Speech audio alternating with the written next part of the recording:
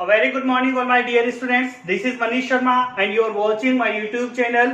Now students, statistics का portion हम लोगों का रनिंग में था और 5 दिन की वीडियोस यूट्यूब चैनल पे अपलोड हो चुके हैं. Today we will discuss about day 6. Student, in last day we have discussed about mean in continuous series. लास्ट दिन हमने कंटिन्यूस सीरीज में मीन डिस्कस करा था और उसी टॉपिक को थोड़ा कंटिन्यू आगे बढ़ाते हैं. 5th डे के टॉपिक में हम लोगों ने डिस्कस किया कि कंटिन्यूस सीरीज में direct method and shortcut method से किस तरीके से मीन की कैलकुलेशन की जाती है. लेकिन स्टूडेंट, वहां पर अपन ने कंडीशन ली थी कि कंप्लीट ग्रुप के साथ हम लोगों ने डायरेक्ट एंड शॉर्टकट मेथड में मीन के कैलकुलेशन करी.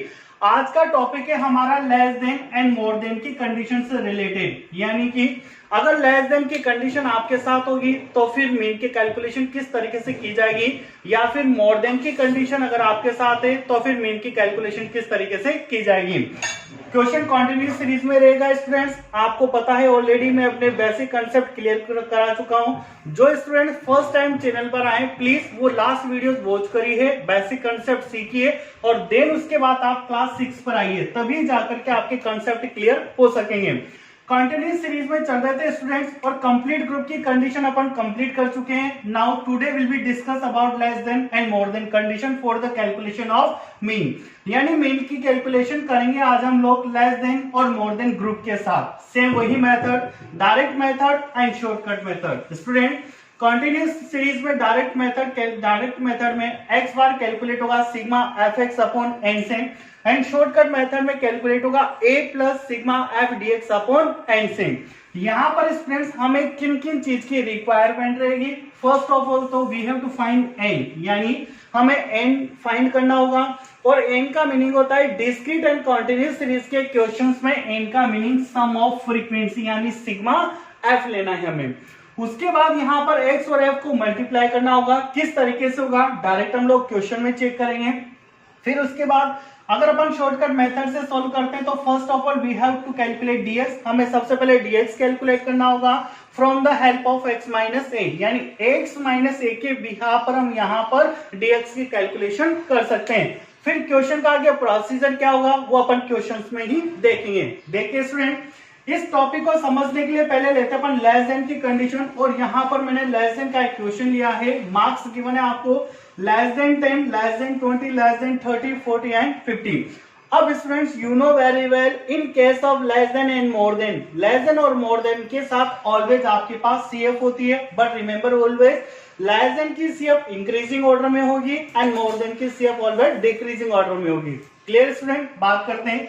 ये लेस देन की कंडीशन है एंड लेस देन की साथ CF ऑलवेज इंक्रीजिंग ऑर्डर में है. अब सबसे पहले स्टूडेंट, अगर आपको मीन फाइंड करना है कंटिन्यूस सीरीज में डायरेक्ट एंड शॉर्टकट मेथड से, तो अभी तक तो हमारे पास कंप्लीट ग्रुप की कंडीशन थी, बट टुडे हमारे पास लेस देन की कंडीशन है. सो फर्स्ट ऑफ ऑल हमें लेस देन कंडीशन को कंप्लीट ग्रुप में कन्वर्ट करना है, then we will solve the question. हम तभी जाकर के क्वेश्चन को सॉल्व कर सकते हैं. लेकिन बात ही आती है कि लेस देन को कैसे चेंज किया जाता है. इसके लिए मैं ऑलरेडी बेसिक कंसेप्ट में क्लियर करा चुका हूं. फिर भी वापस देखिए, ध्यान से सुनिए स्टूडेंट. मैंने आपको बेसिक कंसेप्ट में नोट करवाया था, एक चीज नोट करवाई थी कि लेस देन को किस तरीके से कंप्लीट ग्रुप में कन्वर्ट किया जाता है. वहां मैंने नोट करा था less than use for upper limit, यानी जिन भी डिजिट पर लेस देन होगा वो सब अपर लिमिट बनेगी. तो यहां पर जो मार्क्स है इन मार्क्स को लेते हैं स्टूडेंट, सब पर लेस देन लगा हुआ है and less than use for upper limit, यानी जिन पर भी लेस देन लगा हुआ है जिन डिजिट पर, वो सब अपने अपने ग्रुप की अपर लिमिट बनेगी. यानी 10 की बात करें तो 10 अपर लिमिट बनेगा, 20 की बात करें तो ये भी अपर लिमिट बनेगा, 30 सब पर लेस देन है तो सब यहां पर अपने अपने ग्रुप की अपर लिमिट बनेगी. अब टेंशन आती है किसकी, लोअर लिमिट की. तो डोंट वरी स्टूडेंट्स, मैं आपको बता चुका हूं लोअर लिमिट को फाइंड करने के लिए आपको ये फाइंड करना है कि इन सबके बीच में डिफरेंस कितना है, यानी सबके बीच में 10 का डिफरेंस है. तो यहाँ पर आपको ऐसी डिजिट मेंशन करनी है कि इस डिजिट में नेक्स्ट डिजिट के बीच जो डिफरेंस होगा वो 10 का होगा. तो यहाँ 10 का डिफरेंस लाने का मैं 0 मेंशन करना पड़ेगा. और स्टूडेंट्स, यहाँ 10 का डिफरेंस लाने के लिए 20 और जो भी डिजिट हम नोट करेंगे उसमें 10 का डिफरेंस लाने के लिए 10 नोट करना पड़ेगा. और वैसे भी आपको पता है अपर लिमिट नेक्स्ट ग्रुप की लोअर लिमिट बनती है, same upper limit next group की लोअर लिमिट बनेगी, ये अपर लिमिट नेक्स्ट ग्रुप की लोअर लिमिट, सेम ये अपर लिमिट नेक्स्ट ग्रुप की लोअर लिमिट। तो देखो हमेशा ही सब में डिफरेंस कितने का हो गया, 10 का। अब बात करते हैं स्टूडेंट कि हमें सीएफ को किस में कन्वर्ट करना है, एफ में, क्योंकि विदाउट एफ के क्वेश्चन सॉल्व नहीं हो सकता। फॉर्मूले की रिक्वायरमेंट है कि उसको एफ की नीड है, so we have convert CF into f, यानी हमें सीएफ को एफ में कन्वर्ट करना होगा। और मैं आपको बेसिक में बता चुका हूं कि अगर सीएफ को माइनस किया जाता है तो किस में कन्वर्ट होता है, वो एफ में कन्वर्ट होता है। लेकिन किस तरीके से, फर्स्ट डिजिट हमें सेम रखनी होगी यहाँ पर 5। अब अगर अपन बात करें लेस कैसे करना है, माइनस कैसे करना है, फर्स्ट डिजिट सेम रखनी है। अब 12 माइनस 5 यानी 7, 30 माइनस 12 यानी कि 18, 45 माइनस 30 यानी कि 15 एंड 50 माइनस 45 यानी कि 5। ये आपके पास एफ आ गई। अब ध्यान से देखना स्टूडेंट, अपन पहले क्वेश्चन को सॉल्व कर रहे हैं यहाँ पर डायरेक्ट मेथड से, डायरेक्ट मेथड। और डायरेक्ट मेथड में अगर हमें क्वेश्चन सोल्व करना है तो पहले तो हमने लेस देन को कंप्लीट ग्रुप में कन्वर्ट कर लिया, सीएफ को एफ में कन्वर्ट कर लिया। अब हमें फॉर्मूले पे चलना है, फॉर्मूला है आपका x bar equal to sigma f x upon n. ये फॉर्मूला है, फॉर्मूले ही के ही अकॉर्डिंग हमें क्वेश्चन में प्रोसीजर आगे बढ़ाना है। फॉर्मूले की रिक्वायरमेंट है कि यहाँ पर एन होना चाहिए, यानी और जब भी किसी क्वेश्चन में फ्रीक्वेंसी होती है स्टूडेंट्स, तो यानी एन का meaning always sum of frequency होता है, या फिर ऐसे बोला जा सकता है कि डिस्क्रीट एंड कंटीन्यूअस सीरीज में एन का meaning always sum of frequency, यानी फ्रीक्वेंसी का सम होता है। तो हमें यहाँ पर फ्रीक्वेंसी का सम करना है जो आएगा 50। एक बात याद रखना स्टूडेंट, फ्रीक्वेंसी का सम वही होगा जो सीएफ का लास्ट वाला पॉइंट होगा, यानी सीएफ की लास्ट पॉइंट कितना है 50, तो सम करोगे जब आप फ्रीक्वेंसी का तो आपके पास ये भी कितना होगा 50। अब देखिए स्टूडेंट, आपको एन की रिक्वायरमेंट थी, यानी एन हम लोगों को मिल चुका है। अब हमें किसकी रिक्वायरमेंट है कि एफ और एक्स को मल्टीप्लाई करना है। अब स्टूडेंट्स मुझे आगे क्वेश्चन कराने की नीड नहीं है, क्योंकि इसके पहले वाले वीडियो में यहां से हमने क्वेश्चन स्टार्ट किया था, सेम प्रोसीजर अब आपको आगे फॉलो करना है। बस आज के दिन में क्या करा हमने, केवल लेस देन वाली कंडीशन ली है, इसको कंप्लीट ग्रुप में कन्वर्ट किया है एंड सीएफ को एफ में कन्वर्ट करा है। तो सेम ये जो क्वेश्चन है वो लास्ट वीडियो में जो हमने डिस्कस करा था वैसा क्वेश्चन बन चुका है। सेम वही प्रोसीजर होगा जिससे हम क्वेश्चन को सॉल्व कर सकते हैं। फिर भी आप देखिए कैसे सॉल्व किया जाएगा।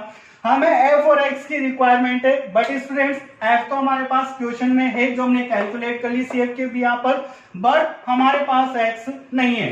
और मैंने आपको बताया हुआ है कि अगर आप किसी भी ग्रुप को मिड वैल्यू में, यानी इस ग्रुप को मिड वैल्यू में कन्वर्ट करते हो तो वो हमारे लिए एक्स का काम करेगा। मिड वैल्यू में कैसे कन्वर्ट किया जाता है, lower limit plus upper limit divided by 2।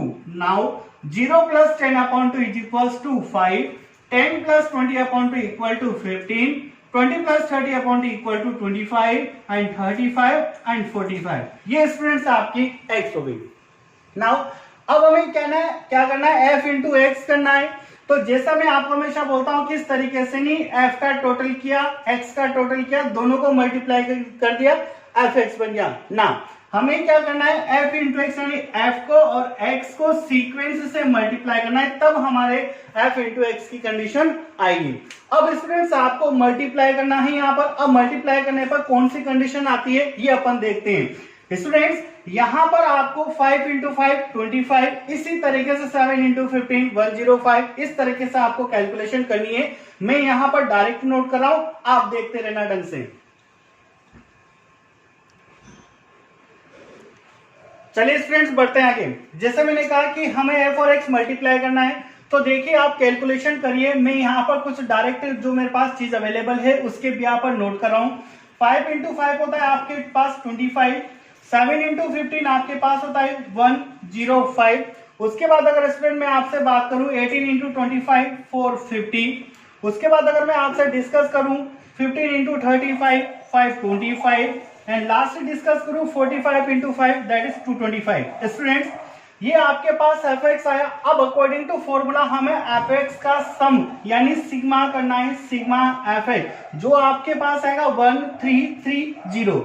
अब स्टूडेंट्स आपके पास एफ एक्स का आपने मल्टीप्लीकेशन करा, आपके पास वैल्यू आई 1330।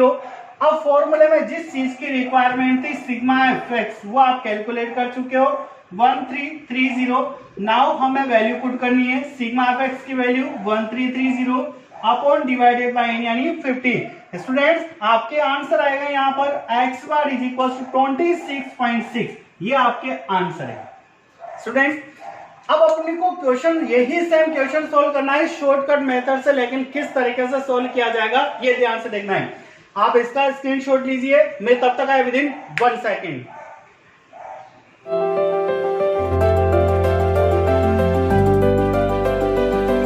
अब देखते हैं स्टूडेंट अपन शॉर्टकट मेथड से किस तरीके से क्वेश्चन को सॉल्व किया जाएगा। ध्यान से देखिए, सेम वही प्रोसीजर रहेगा, केवल यहाँ डायरेक्ट मेथड को हम लोग शॉर्टकट मेथड में चेंज कर रहे हैं। यानी अब हम जो क्वेश्चन करने वाले उसी सेम क्वेश्चन को शॉर्टकट मेथड से सोल्व कर रहे हैं। स्टूडेंट्स सेम क्वेश्चन आपको मिला था, जैसे डायरेक्ट मेथड में हमने लेस देन को कंप्लीट ग्रुप में कन्वर्ट करा, सेम यहां तक वही प्रोसीजर चलेगा।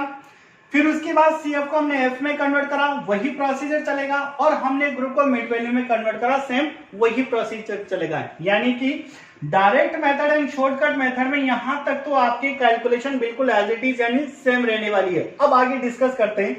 आगे हम जब शॉर्टकट मेथड से क्वेश्चन को सॉल्व करेंगे तो शॉर्टकट मेथड का फॉर्मूला है हमारे पास X bar equal to A plus sigma F D x upon N. Students हमें n की रिक्वायरमेंट है, तो आपको पता है n का meaning always sum of frequency होता है, यानी n की वैल्यू हमारे पास 15 है। In now first of all we have to calculate dx, हमें यहाँ पर dx कैलकुलेट करना होगा, और dx किसके बिहाफ पर कैलकुलेट होगा x माइनस ए, यानी हमें x में से a की वैल्यू को लेस करना है। हमारे पास क्वेश्चन में x नहीं था, लेकिन हमने ग्रुप को मिड वैल्यू में कन्वर्ट करके x फाइंड कर लिया। Now we can calculate dx behalf of x minus A, यानी x में से a को लेस करेंगे तो हमें dx मिलेगा, क्योंकि फॉर्मूले की रिक्वायरमेंट है। x माइनस ए, x आपके पास है बट आपके पास a नहीं है, तो स्टूडेंट x में से किसी एक वैल्यू को हम एज्यूम कर सकते हैं और a ले सकते हैं।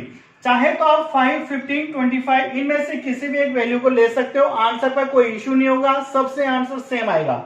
लेकिन हमारी कोशिश ये होती है कि अपन सैंडल की वैल्यू ले, उससे कैलकुलेशन थोड़ी इजी हो जाती है।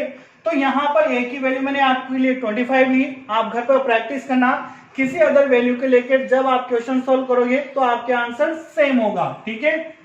अब a की वैल्यू हमने 25 ली, x माइनस ए, इस x में से a को लेस करना है, 5 minus 25 then minus 20, 15 minus 25 then minus 10, 25 minus 25 0, 35 minus 25 10 and 45 minus 25 20। ये स्टूडेंट्स आपके पास dx आ गया।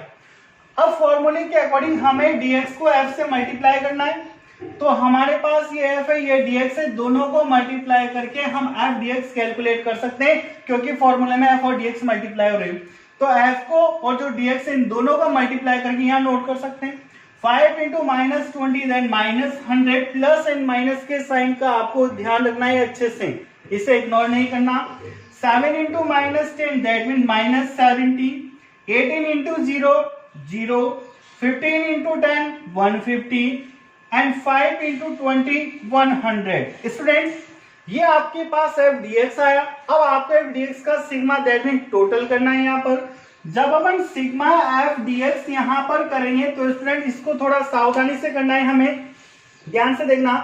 वापस कैलकुलेशन चेक कर लेते हैं। 5 into 20 minus 100, 7 into minus 10 minus 70, 18 into 0 0, 15 into 10 150, 20 into 5 करना था तो 100 हो रहा है। यानी प्लस की बात करें तो प्लस के तो 250 हुआ हमारे पास, एंड माइनस की बात करें तो माइनस का 170, यानी 170 माइनस की डिजिट है एंड 250 प्लस की डिजिट है। स्टूडेंट हमारे पास जो रिमाइनिंग वैल्यू बचेगी वो रहेगी 80, यानी 250 में से 170 को लेस करेंगे तो हमारे पास जो वैल्यू आने वाली है वो आएगी 80, यानी यहां पर आंसर होगा एफ dx का 80। अब फॉर्मूला में वैल्यू पुट कर सकते हैं, x bar equal to a की वैल्यू हमारे पास कितनी है 25 plus then plus sigma f dx की वैल्यू 80 अपॉन n यानी 50। तो students x bar equal to 25 plus 50 से 80 कैंसिल होगा 1.6 टाइम, यानी x bar equal to 25 and 1.6